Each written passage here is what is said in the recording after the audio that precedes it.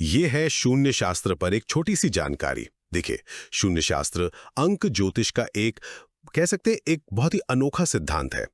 ये उस गुत्थी को सुलझाने की बात करता है जहां पर ना पारंपरिक अंक ज्योतिष थोड़ा चुप हो जाता है।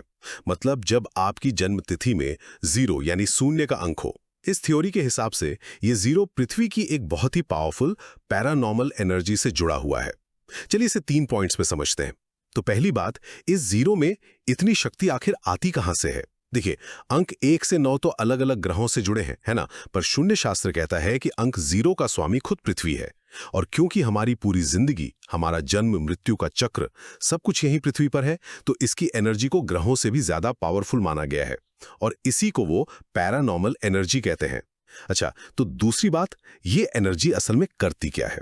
इसका असर उन लोगों पर होता है जिनकी जन्म की तारीख, महीने या साल में जीरो आता हो, जैसे 10, 20 या 30 तारीख। और होता यह है कि जीरो जिस भी अंक के साथ बैठता है ना, उसके सारे अच्छे असर को आप कह सकते हैं अंदर ही अंदर खत्म कर देता है।